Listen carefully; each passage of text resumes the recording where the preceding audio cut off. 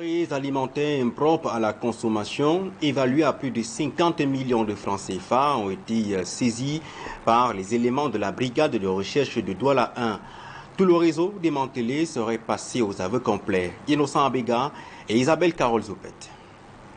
100 sacs de riz et de pâtes alimentaires, 80 palettes de jus, 210 boîtes de lait, 24 cartons de boîtes de tomates et bien d'autres denrées alimentaires saisis par les éléments de la brigade de recherche de Douala 1, Bonanjo.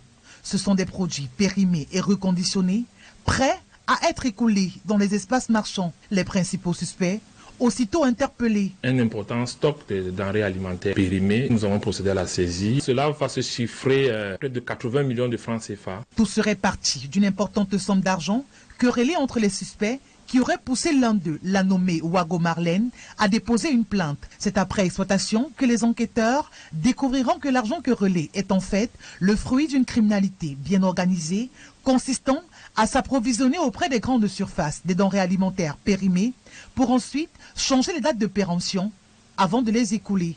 Une plainte directe de Mme Wago Marlène qui se plaignait d'un de ses partenaires d'affaires d'une somme de 39 millions, un abus de confiance qu'elle a relaté dans sa plainte. Sauf qu'au reçu de la plainte, nous avons convoqué le suspect qui ne s'est jamais présenté.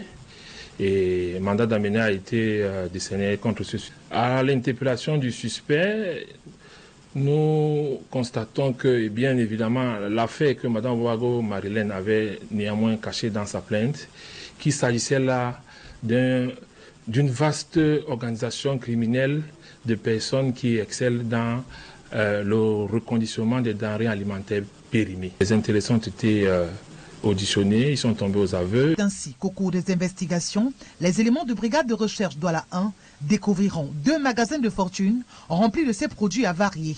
L'un appartenant au nommé Tunjan Donfak, si au quartier Terminus BBR, et l'autre magasin appartenant au Sieur Tagou, situé au lieu du marché non glacé. Les forces de maintien de l'ordre interpellent les populations à être vigilants lors de l'achat de tout produit, mais aussi à collaborer avec eux pour lutter efficacement contre ce fléau. Quant aux présumés suspects, ils seront présentés devant les tribunaux compétents pour la suite de la procédure.